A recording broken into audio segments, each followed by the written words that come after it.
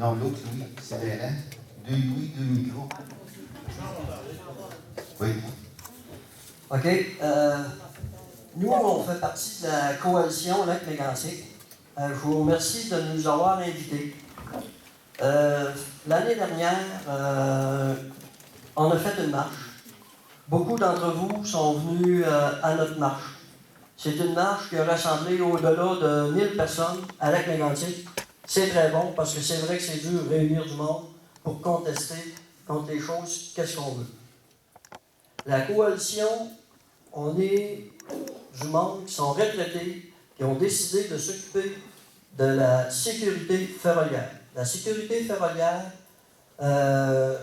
nous, à Mégantic, après la catastrophe, on s'est mis à marcher ces tracts, à voir qu'est-ce qui se passait, à voir qu'est-ce qui était défectueux, mettre la pression pour que M. Jacques de la CNQR répare. On a eu beaucoup d'embûches qui s'est présentées à nous. Les choses qu'on voyait, on s'apercevait que contre les tracts n'étaient pas vraiment conformes. On a fait une vidéo, on a pris des photos, on a rendu ça public, on a mis beaucoup de pression sur M. Jack qui dit que ses rails sont conformes. Par contre, juste pour vous donner un exemple, montrer comment parfois ça peut être niaiseux. Si vous marchez sur la rail et il manque 2 pieds de rail, vous déclarez ça, vous dites que la voie n'est pas conforme, vous allez peut-être vous faire poursuivre parce que vous n'êtes pas ingénieur. C'est qu'est-ce qui nous est arrivé, nous autres? Ils ont menacé de poursuivre des membres de la coalition en cause qu'on avait vu des choses qui n'étaient pas conformes. On n'avait pas le droit de déclarer ça parce qu'on n'est pas ingénieur. Ça, c'est un point qu'ils ont fait pour essayer de nous écœurer, nous intimider, puis nous faire arrêter de faire qu'est-ce qu'on fait. Mais par contre, on est beaucoup plus tenace que ça. Parce que vous savez que tout le monde qui est ici, souvent, ils ont un contact. Ce contact-là peut venir nous aider. Un contact avec un autre contact, ça a de la force énorme. Nous, à Mégantic, on a des inquiétudes. Parce que qu'est-ce qu'on veut? On veut la voie de contournement. On se bat présentement pour ça. Le 10 juillet, on organise un genre de rencontre pour mettre la pression pour la voie de contournement. Mais la voie de contournement, je vais vous dire que la coalition elle a beaucoup d'inquiétudes. Par contre, parce qu'il y a beaucoup de monde qui parle 2 langues, autrement dit. Ils disent qu'ils veulent la voie de contournement, mais dans le fond, ils servirent d'abord, puis ils travaillent sur le projet.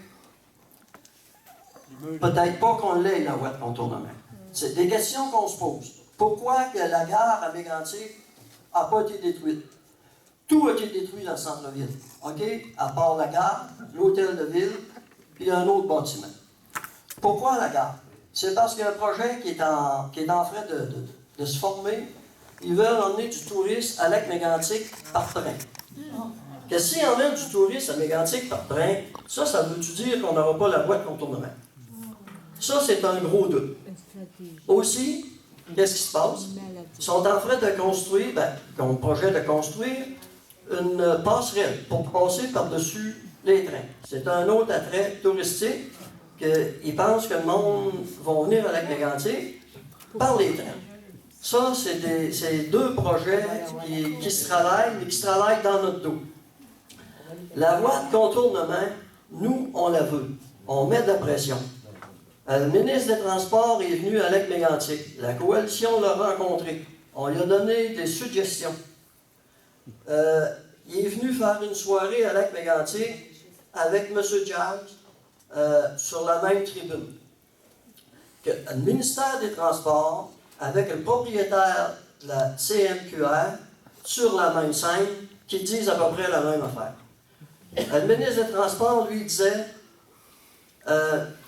on ne peut pas rien faire pour l'instant. Lac Mégantic, ça nous tient énormément à cœur. Mais on ne peut pas donner de subventions parce que Transport Canada, ils ont vérifié les rails puis ils disent qu'ils sont conformes. OK. Conformes, ça, c'est un point. Les tracts de Lac Mégantic sont cotés numéro 1. Côté numéro 1, ça veut dire, c'est dans le temps qu'ils transportaient des vaches, des bio, du blé. C'est ça, côté 1. Monsieur Jazz, après, le ministre des Transports, lui, il disait qu'il était côté 2. Je ne sais pas qui a pris ça, là, il était côté 2. Mais nous aussi, la coalition, avec toutes les pressions qu'on a mis, qu'on continue à mettre, on ne sait pas pourquoi, mais M. Jazz, il disait qu'il était côté 2. Quand on était côté 2, les tracts n'ont pas besoin vraiment de réparation, il est côté 2. Mais par contre, il a changé le petit ponceau, nous autres, on disait qu'il était extrêmement dangereux. On a fait inspecter les tracts par 2 personnes qui connaissaient vraiment ça. Ça, c'est les contacts qui nous ont donné tout ce monde-là. Et puis ceux qui sont venus inspecter les tracts, disons, eux autres qui disaient que ça prenait tout pour que ce soit côté 1. Il y a des côtés qui n'étaient même pas côté 1. Mais M. Jazz, il disait qu'il était côté 2. Mais là, vous voyez, il change des bouts de tract, il change le ponceau, il fait des réparations un peu. Mais moi, s'il était côté 2, il n'y avait pas vraiment de réparation, à mon avis. Tu sais, c'est un double jeu qui joue à Mégantic. Mais nous, qu'est-ce qu'on veut? On veut la voie de contournement. M. Trudeau, lorsqu'il était simplement député, il est venu à la messe, à la grosse messe qui avait lieu à Lac-Mégantic. Puis nous, on avait une pétition, mais M. Trudeau, il a signé la pétition comme de quoi qu'il était d'accord avec la voie de contournement de Lac-Mégantic.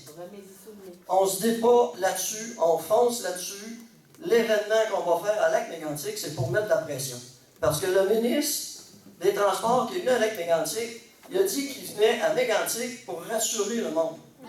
Il n'a pas rassuré le monde, il a déçu du monde.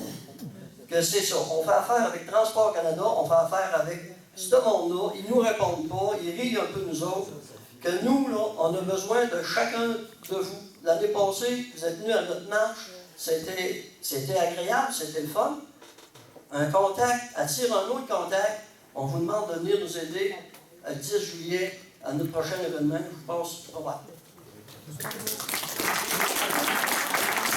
Merci Richard. J'aimerais préciser un point de confusion par rapport à la voie de contournement.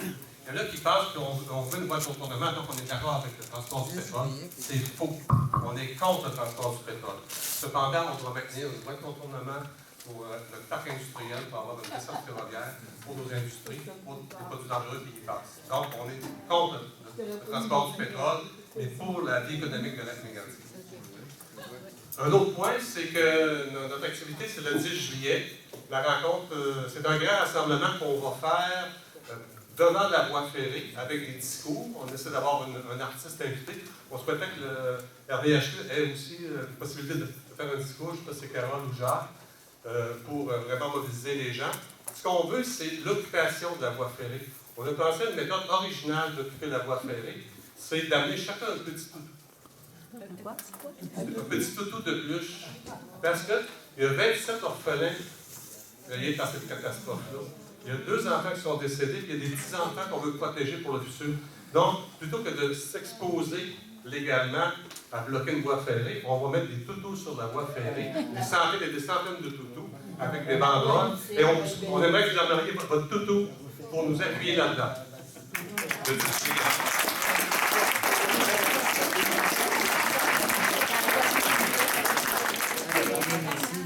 C'est pas mal de ça. Ah, merci, Robert. Alors, vous avez bien compris que vous sortez votre toutou. On va être là. En tout cas, les gens du centre du Québec, on va être là. On vous invite tout le monde à venir. C'est le 10 juillet. Je répète l'heure, c'est un dimanche. C'est ça, 1h30.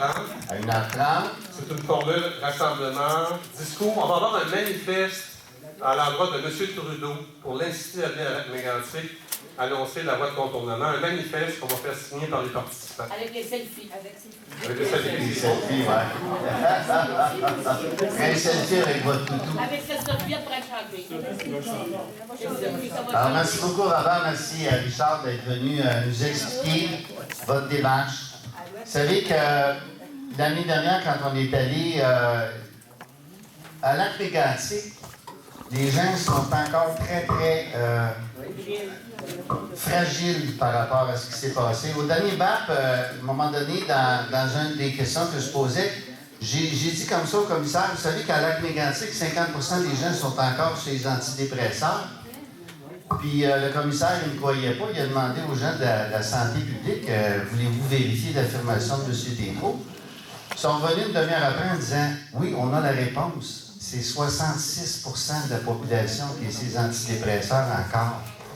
Alors, ils pensaient que j'exagérais, moi je restais conservateur. Je pense qu'ils ont besoin du support du reste de la province.